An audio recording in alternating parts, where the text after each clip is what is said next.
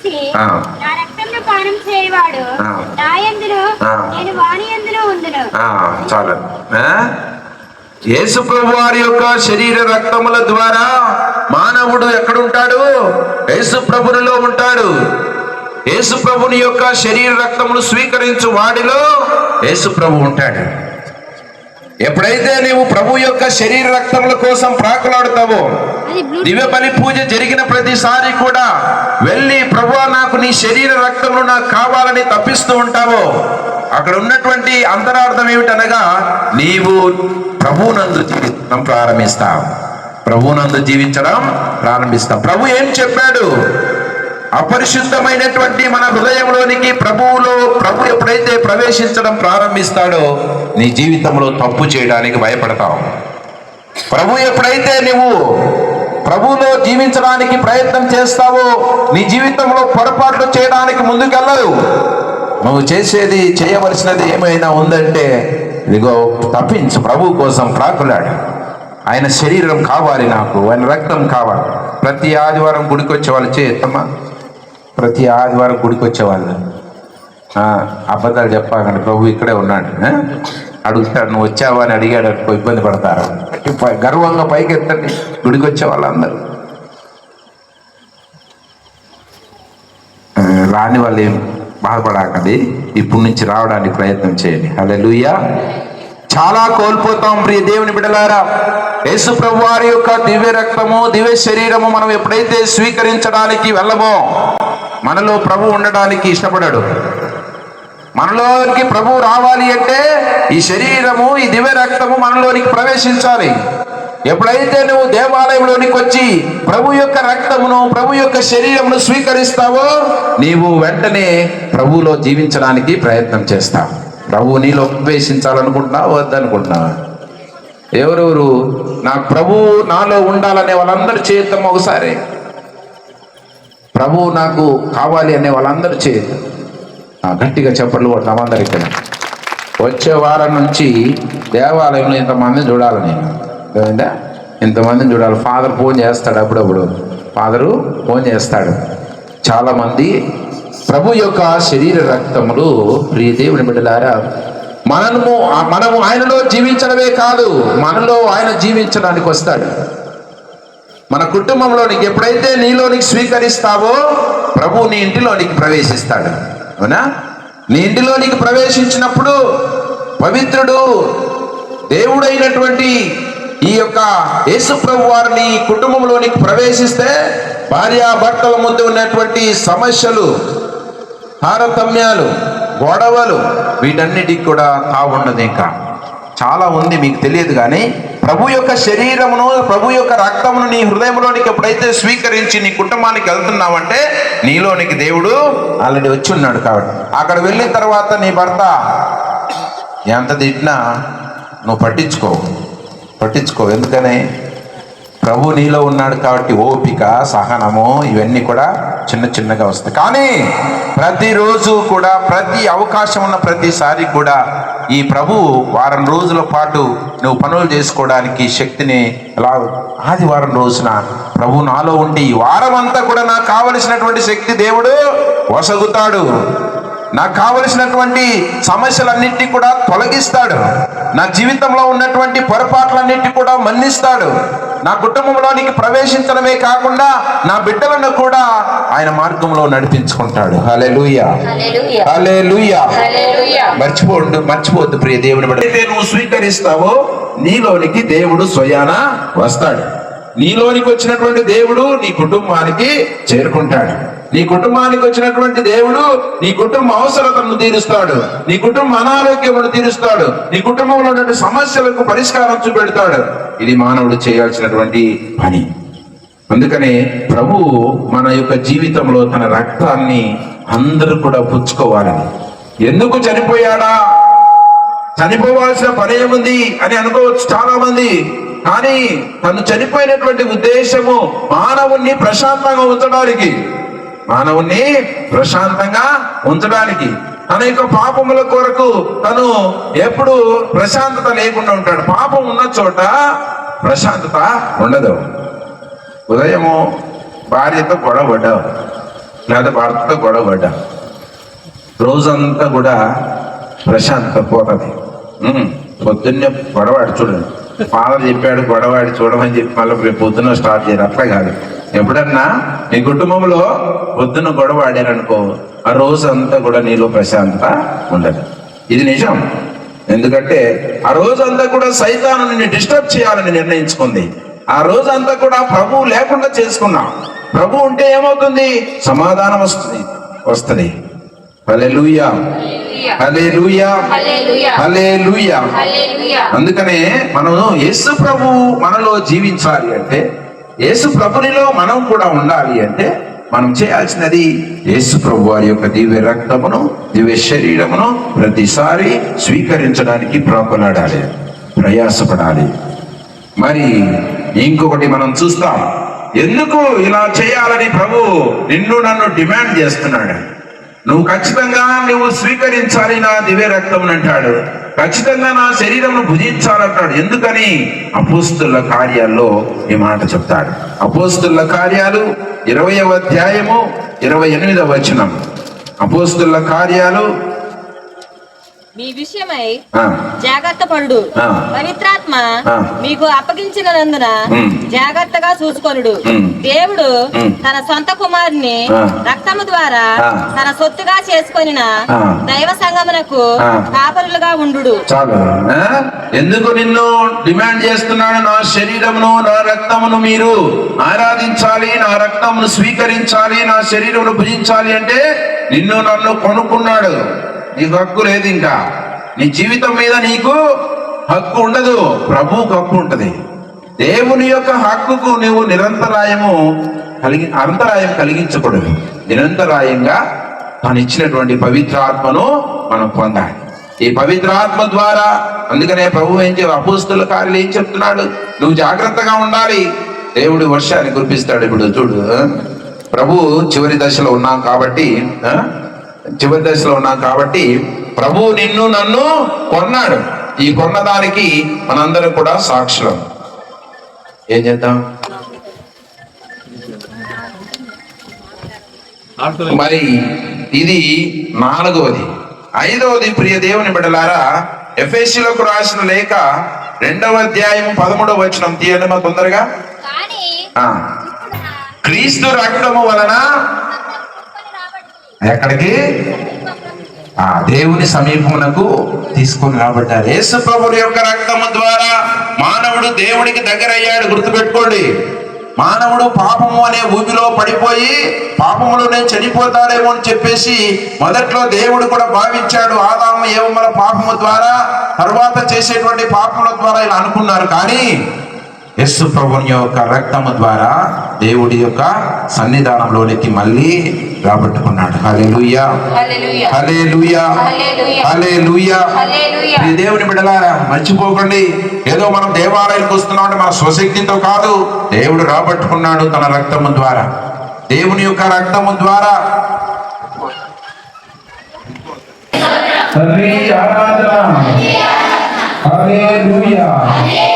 Hallelujah. Hallelujah. Hallelujah. Praise the Lord. Praise the Lord. Praise the Lord. Hallelujah. Hallelujah. Hallelujah. Hallelujah. Hallelujah. Hallelujah. Praise the Lord. Praise the Lord. Praise the Lord. Praise the Lord. తెలుసుకోగలిగితే మానవుడు అనుసరించడం మానేయాలి. చాలా మంది ఏం చేస్తామంటే చిన్న దాంట్లో నేను ఆ గుడికి మానేస్తాను అంటాడు. మానేయకూడదు. దీనికి మానేసిన తర్వాత గొడవ ఆడతానే బయట కూడా. అలా కాకుండా యేసు ప్రభువారి యొక్క దివ్య శరీర రక్తాలు మన జీవితాలను చాలా మేలు చేస్తున్నాయి. దీని వల్లనే గుడంతా మనము ప్రభు సన్నిధానంలోకి వెళ్ళాలని తపన ఉండాలి. ఈ దివ్య శరీర రక్తముల ద్వారా మనందరం కూడా నేర్చుకోవాల్సినటువంటి సారాంశమును ఖచ్చితంగా నేర్చుకోవాల్సి ఉంటుంది. దేవుడి ప్రకారం హెబ్రీయులకు రాసిన లేఖలో 10వ అధ్యాయం 17వ వచనంలో వారి అపరాధములను, నిష్కార్యములను నేను ఎంతమాత్రము జ్ఞాపకం ఉంచుకొను. సరియైన పాప పరిహారార్థమై ఒకే ఒక బలి సమర్పించెను. తదుపరి దేవుని కృప కనిపించింది. ఒకే ఒక బలి, ఆ బలి దివ్య బలి. ఒకే ఒక బలి, ఆ బలి క్రీస్తు ప్రభు వారి యొక్క బలి. అందుకనే ప్రియ దేవుడి బిడ్డలారా, యేసు ప్రభు వారి యొక్క దివ్య రక్తమును నిజంగా స్వీకరించేవాడు, యేసు ప్రభు వారి యొక్క దివ్య రక్తము విలువను తెలిసినవాడు ఏం చేస్తాడంటే మన కోసము ప్రయాసపడతాడు. ప్రభు దగ్గరికి వెళ్ళాలి, ప్రభు యొక్క శరీర రక్తాలు నాకు అవసరం, ప్రభు యొక్క శరీర రక్తం ద్వారా నా జీవితంలో ఈ మేలన్నీ జరుగుతాయని తెలుసుకోవడం ప్రారంభిస్తాడు. అప్పుడు దేవుని కార్యాలు ఇంకా అధికంగా జరుగుతాయి. హల్లెలూయా, హల్లెలూయా, హల్లెలూయా. ఇక నెక్స్ట్ యేసు ప్రభు వారి యొక్క రక్తం ఇంకా ఏం మేలు చేస్తుంది? కొలస్సీయులకు రాసిన లేఖలో 1వ అధ్యాయము 20వ వచనం. వారి ద్వారా సమస్త ప్రపంచమును తిరిగి తనతో సమాధానపరచుకొనుటకు దేవుడు నిశ్చయించెను. చాలు. యేసు ప్రభు వారి యొక్క దివ్య రక్తము ద్వారా మానవుడికి సమాధానం కలుగుతుంది. ఇంట్లో ఎవరితోనైనా నాకు అన్ని బాగానే ఉన్నాయి, సంతోషంగా ఉన్నాయి, నా కుటుంబంలో ఎలాంటి ఇబ్బంది లేదని చెప్పేవాళ్ళు ఎవరు ఉన్నారా? ఇంట్లో మా ఇంట్లో సమాధానం పుష్కలంగా ఉందని వాళ్ళందరి చేతితో ఒకసారి సమాధానము కుటుంబాల్లో ఉండాలంటే ఈ దివ్య రక్తము నీకు అవసరం. కుటుంబమును సక్రమంగా నడిపించుకోవడానికి, అల్లరు లేకుండా చేసుకోవడానికి, సమాధానంతో ఉంచుకోవడానికి నీ ప్రభు నీ కోసం ఎదురు చూస్తున్నాడు. నీ ప్రభు నీకు కావలసినటువంటి దివ్య రక్తమును స్వీకరించమంటాడు. నీ ప్రభు నీ దివ్య రక్తము ద్వారా మనందరినీ కూడా తన హక్కును చేర్చుకోవాలని ఆశపడుతున్నాడు. నిజంగా ప్రభు యొక్క రక్తము నీలో, నీ కుటుంబంలో ప్రవేశిస్తుందా అని ప్రశ్న వేసుకోవాలి. Hallelujah, praise the Lord, praise the Lord, praise the lord.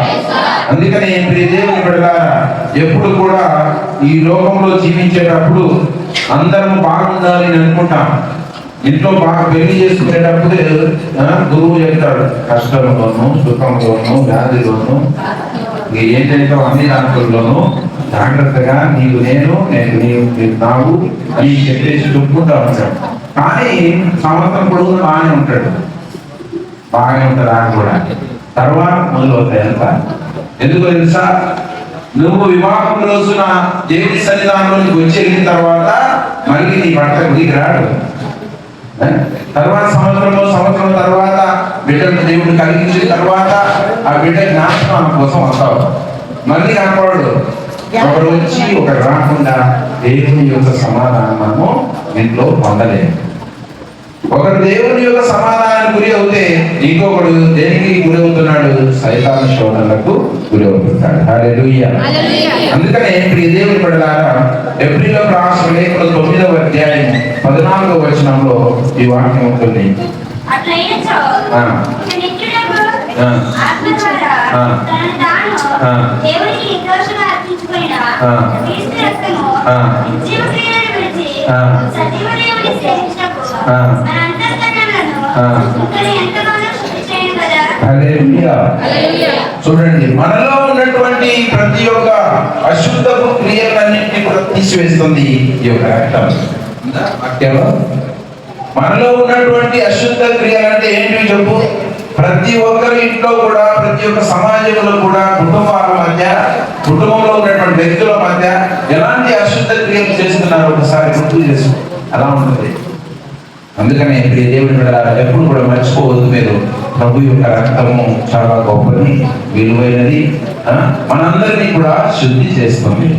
అశుద్ధ క్రియలన్నింటినీ కూడా శుద్ధి చేస్తుంది, సమాధానం చేస్తుంది, మనందరినీ కూడా జాగ్రత్త చేస్తుంది. అందుకనే యేసు ప్రభు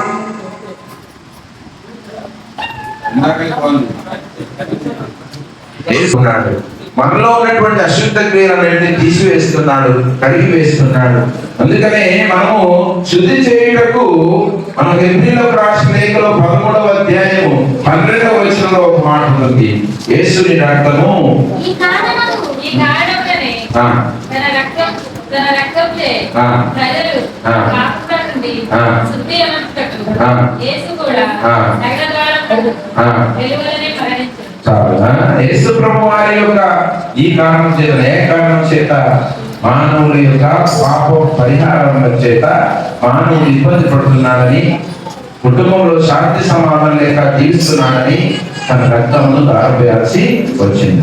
హల్లెలూయా, హల్లెలూయా.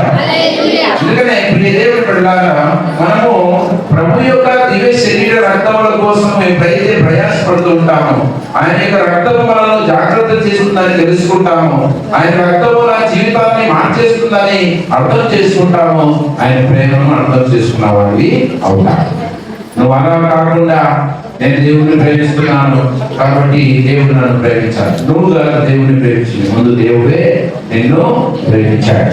దేవుడు నిన్ను ప్రేమించడం చేతనే మనం ఆదరించడానికి, మన జీవితంలో చక్కబెట్టడానికి, మన జీవితంలో సరిదిద్దడానికి ఆయన సిద్ధపడ్డాడు. ఎలాంటి విధానం చేత సిద్ధపడ్డాడు అంటే తన రక్తం చేత. హల్లెలూయా, హల్లెలూయా. ప్రియదేవుని బిడ్డలారా, ఇంకా యేసు ప్రభు వారి యొక్క రక్తము ద్వారా ప్రతి ఒక్క జీవితంలో ఓ మంచి పని చేయడానికి ఉపయోగిస్తాడు. మనం చూసినప్పుడు హెబ్రీయులకు రాసిన లేఖలో 11వ అధ్యాయము 20-21 వచనాలు చదవండి.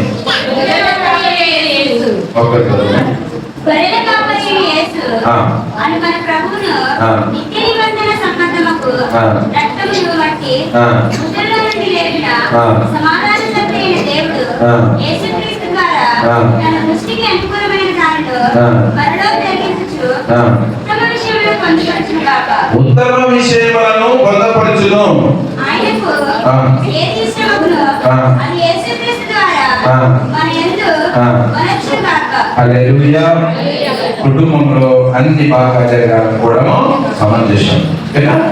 మా ఇంట్లో అన్ని బాగా జరగాలి, సక్రమం ఉండాలి, బిడ్డలు సంతోషంగా ఉండాలి, నా భర్త బాగుండాలి, భార్య బాగుండాలని చెప్పేసి అనుకోవడంలో ఎలాంటి సందేహం లేదు, అవసరత కూడా. కానీ ఇవన్నీ జరగాలంటే ఏం చేయాలి నువ్వు అంటే, ఈ దేవుని బిడ్డలారా, ప్రభు యొక్క రక్తమును నీ గృహంలో రాబట్టుకోవాలి. ప్రభు యొక్క రక్తమును నీ యొక్క గృహంలో పనిచేసేలాగా చేసుకోవాలి. ప్రభు యొక్క రక్తము నీ కుటుంబాన్ని చక్కబెట్టుకునేటువంటి రక్తంగా పరిగణించాలి. ఆయనను అర్థం చేసుకోవాలి, ఆయన త్యాగాన్ని అర్థం చేసుకోవాలి, ఆయన ప్రేమను అర్థం చేసుకుంటేనే నీ జీవితంలో నీకు అనుకూలంగా, నీకు ఇష్టమైన దాన్ని తనకు అంగీకారకంగా ప్రభు స్వయాన ప్రసాదిస్తున్నాడు. కుటుంబాల్లో ఎందుకంటే కొన్ని కొరతలు ఎప్పుడు పడితే అప్పుడు కొడతాడు. అలాంటి కొరతలు ఎందుకు వస్తున్నాయి తెలుసా? ఎవరంటే అప్పుడు గొడవలు, ఎవరంటే అప్పుడు మనస్పడతారు, ఎవరంటే అప్పుడు అశాంతి, ఎవరంటే సంతోషం ఉండదు. ఇవన్నీ ఎందుకు చోటు చేసుకుంటున్నాయి అంటే, వాటన్నిటికీ పరిష్కారం ఏం చేయాలి అంటే, ఇదిగో నీ ప్రభు యొక్క దివ్య రక్తమును నీ గృహంలోనికి ఆహ్వానించండి. హల్లెలూయా, హల్లెలూయా, హల్లెలూయా. 12వ దర్శన గ్రంథంలో 12వ అధ్యాయం 11వ వచనం చూద్దాం. వారు ప్రకటించిన సత్యము ద్వారా మన సోదరులు వారిపై తీర్పును సాధించారు. వారు ప్రాణములను పెంచుటకు మరణించటకు కూడా సిద్ధపడ్డారు. ఎవరు కూడా ఎవరు దేవుని అనుసరిస్తూ తన యొక్క దివ్య రక్తం, యేసు ప్రభు యొక్క దివ్య రక్తమును స్వీకరించి దానికోసం ప్రయాసపడిన వాళ్ళ గురించి చెప్తారు. నువ్వు నేను కూడా ఈ యొక్క భాగంలో ఉన్నామా? నువ్వు నేను కూడా ప్రభు యొక్క దివ్య రక్తంలో కడగబడిన వారంగా, స్వస్థత పొందినటువంటి వారంగా, ఆయన మన పాపములను కడిగిన వారంగా మనం కూడా వారి వలె పాత్రను తీసుకుందామా అంటే ఈ రోజు మనం నిర్ణయం తీసుకోవాలి. నేను కూడా నా పునీతుల వలె, నేను కూడా నాకు అనుగ్రహించినటువంటి గొప్ప గొప్ప పునీతుల వలె నేను దివ్య రక్తంలో పాల్పంచుకోవాలి. ఆయన రక్తంలో నా యొక్క జీవితంలో కూడా కడిగి వేసుకోవాలి. నా యొక్క పాపలన్నింటినీ కూడా మన్నించే కారణం చేసుకోవాలని ఆంక్షలు తీసుకునేప్పుడే నీకు మంచి గొప్ప కార్యాలు దేవుడు ఇంకా చేస్తాడు. Hallelujah. Praise the Lord. Praise the Lord. Praise the Lord. కొరింథీయులకు రాసిన మొదటి లేఖలో 5వ అధ్యాయము 7వ వచనం చూడండి.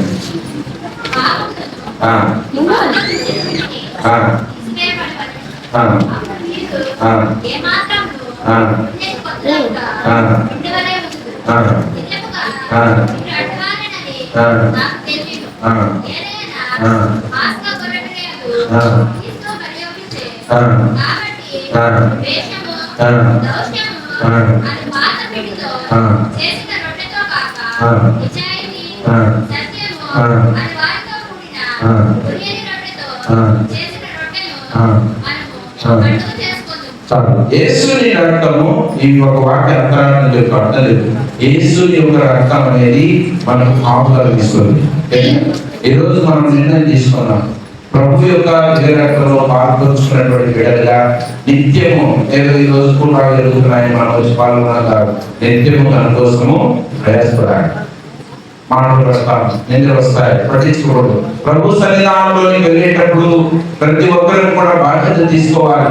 ప్రభు నా కోసం మరణించాడు, ఆయన యొక్క నిమిత్తమై నేనేం చేయాలి?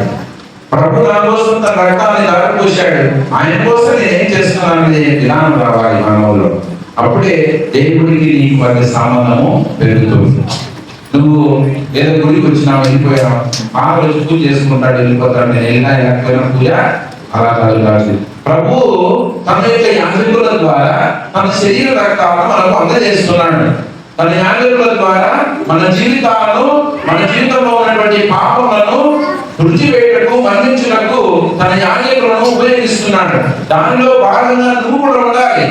ప్రభు యొక్క పాపములను, ప్రభు తన యొక్క నా యొక్క పాపములన్నింటినీ కూడా మన్నించడానికి వచ్చినటువంటి నా యేసయ్య తిరు రక్తమును, నా యేసయ్య శరీరమును నేను స్వీకరించిన ఎలా నేను కూడా ఆయనలో పాల్పంచుకున్నాను చెప్పాను. పునీతులు అందరూ కూడా దేవుని సన్నిధానంలో ఆయన మహిమలో పాల్పంచుకోవడానికి కారణం ఏంటంటే వాళ్ళందరూ కూడా ప్రభు కోసం బాధ్యత తీసుకున్నారు.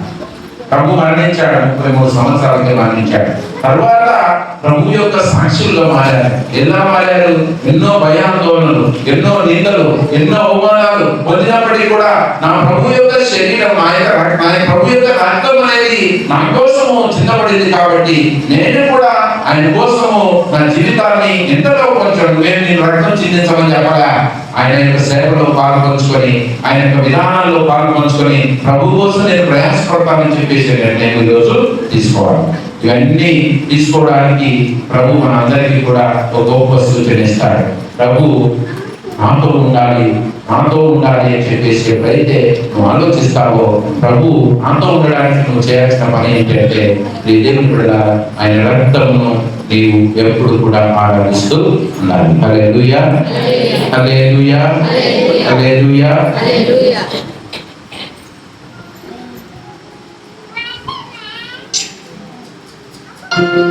Praise the Lord. Hallelujah. Hallelujah. బైబిల్లో ఒక చక్కని మాట ఉంది, మనము ఇంకనూ పాపులమై ఉండగానే యేసు ప్రభు మన కోసము మరణించారు. పౌలు గారు అంటారు, ఒక మంచివాడి కోసం ఎవడైనా మరణించడానికి కోసం సిద్ధపడినాము, కానీ మనము ఇంకనూ పాపులమై ఉండగానే యేసయ్య మరణించారు. Praise the Lord. హల్లెలూయా. దేవుని ప్రేమ అలాంటిది. మనకు ఎలాంటి యోగ్యత లేకపోయినా మన పట్ల దేవుడు కృప చూపించాడు. కాబట్టి దేవుని ప్రేమ చాలా భారమైనది. మనుషులు రకరకాలుగా ఉంటారు కదా. ఉదయం ఉన్న ప్రేమ మధ్యాహ్నం ఉండదు, మధ్యాహ్నం ఉన్న ప్రేమ సాయంత్రం ఉండదు, రాత్రికి ఉన్నటువంటి ప్రేమ ఉదయానికి అడిగిపోతుంది. మనిషి అవసరాన్ని బట్టి మనుషుల యొక్క ప్రేమలు మారుతారు. కానీ మన యేసయ్య ప్రేమ శాశ్వతమైనది, ఎంతో నిత్యమైనది. అన్నదమ్ముల ప్రేమ, అక్క చెల్లెల ప్రేమ, తల్లిదండ్రుల ప్రేమ అన్ని కూడా హల్లెలూయా. అందరూ లేచి నిలబడ్డామా? ఒక చక్కని పాట ద్వారా నీ ప్రేమ ఎంతో మధురం. చెల్లిగుడునా నీ ప్రేమ, కన్న తల్లిగుడునా నీ ప్రేమ, అన్నగుడునా నీ ప్రేమ, కన్న తల్లిగుడునా. హల్లెలూయా, హల్లెలూయా. అన్న చెప్పులు కొట్టు దేవుని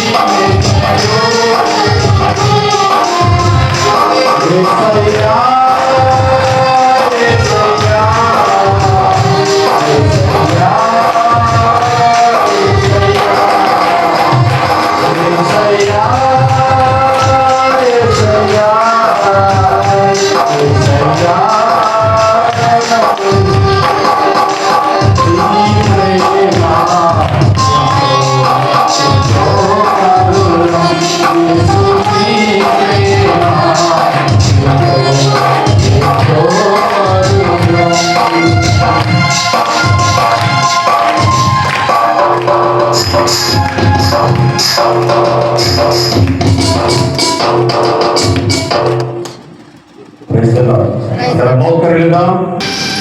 ఈరోజు మనమందరం కూడా ఉన్నాయో నేర్చుకుంటున్నాం. ప్రభువా, నువ్వు ఇచ్చేటువంటి ప్రతిది కూడా మీరు చేస్తున్నటువంటి ప్రతి మేలు కూడా నీ ద్వారా వచ్చింది. మాకు కావలసినది అంతా కూడా కలిగి ఉన్నదంతా కూడా మీ. అందుకని ఈరోజు నా జీవితాన్ని మీకు సమర్పిస్తున్నాను. నా జీవితాన్ని సమర్పణతో పాటు ఈరోజు నా యొక్క శరీరమును, నా శరీర అవయములతో పాటు సమర్పిస్తూ నేను తెచ్చినటువంటి కానుకలను మీ చేతిలో పట్టుకోండి. మీరు తెచ్చిపెట్టుకుంటే అర్పణ టైంలో కానుకలు వేద్దాం అనుకున్నారు కదా, ఆ యొక్క అర్పణను మీ చేతిలో పెట్టుకోండి. తెచ్చిన 10 రూపాయలైనా 20 రూపాయలైనా మీ చేతిలో పెట్టుకోండి. ప్రభువా, నాకు కలిగినటువంటి గొప్ప మేలు మీ ద్వారా మీరు ఇస్తేనే నేను కలిగి ఉన్నాను. మీ ద్వారానే నా కుటుంబం నడిపించబడుతుంది. మీరు లేకుంటే నా జీవితంలో ఏది కూడా లేదు. నాకు కావలసినది, నాకు అవసరపడింది అంతా కూడా మీరే అయ్యారు.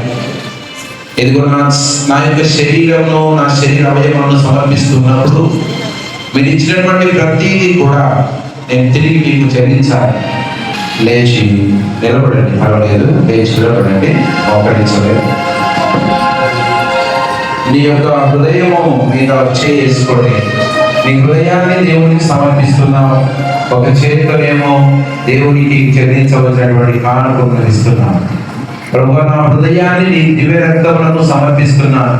నా యొక్క కానుకను మీ యొక్క సువార్తకై సన్నిధానంలో సమర్పిస్తున్నాను. యేసయ్యా, ఇదిగో నా చిన్ని కానుకను నేను పేదరికాన్ని, పేదవాన్ని ఇవన్నీ కూడా సమర్పిస్తున్నాను అనుకోవచ్చు. కానీ ఇదిగో ఎప్పుడైతే ప్రభువుకు నువ్వు సమర్పిస్తావో, ప్రభువుకు నువ్వు సమర్పించడు కదా, ప్రభువు ఇచ్చింది ప్రభువుకు కొంచెమైనా చెందాలి.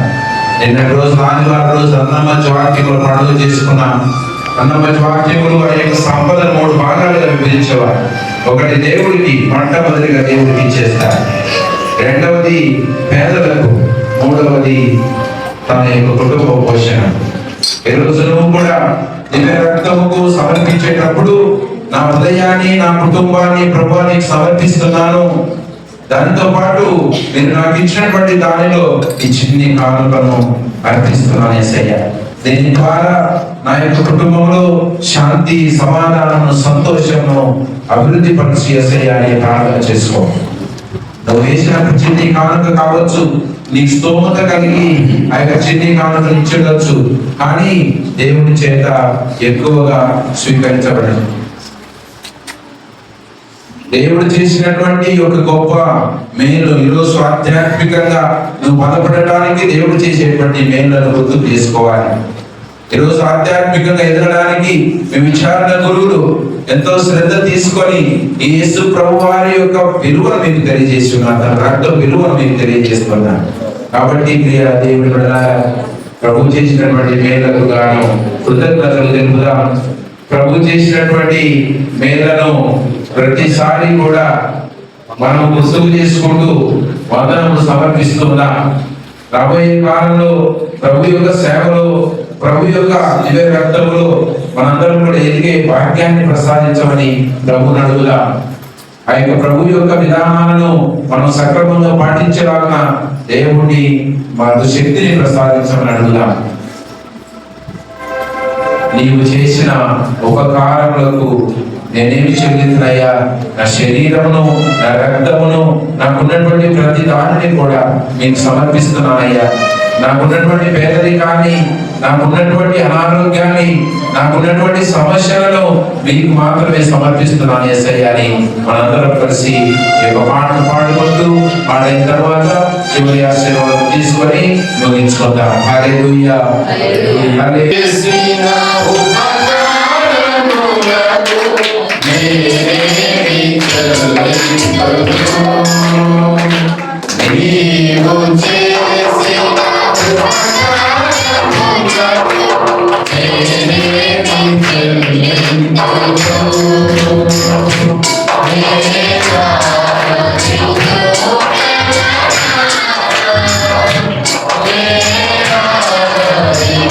Yeah.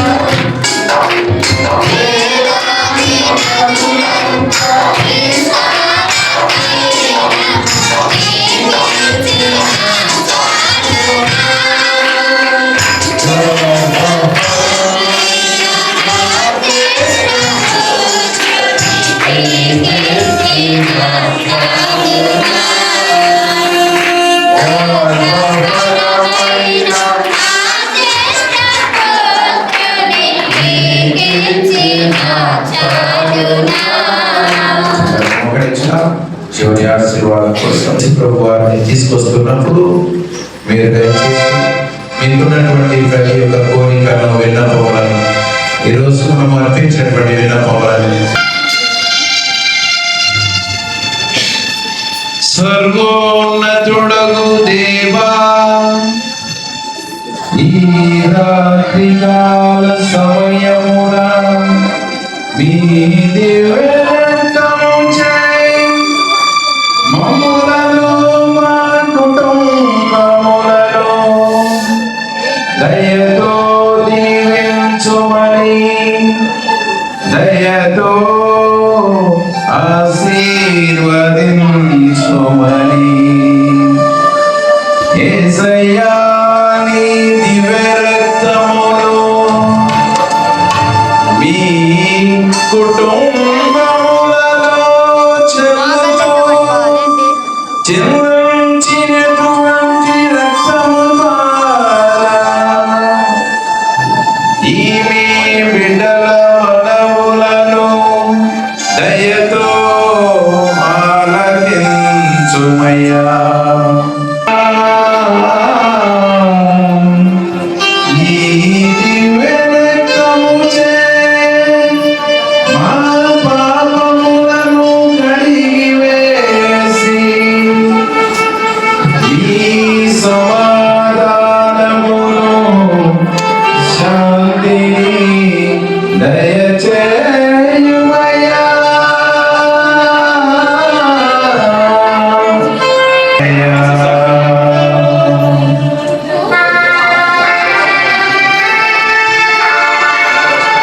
ప్రభు మీతో ఉండుగాక. సర్వశక్తి గల నిత్య సర్వేశ్వరుడు పిత పుత్ర పవిత్రాత్మ దేవుడు మిమ్ములను మీ కుటుంబములను దివ్య రక్తము చేత ఆశీర్వదించబడి కాపాడబడుగాక.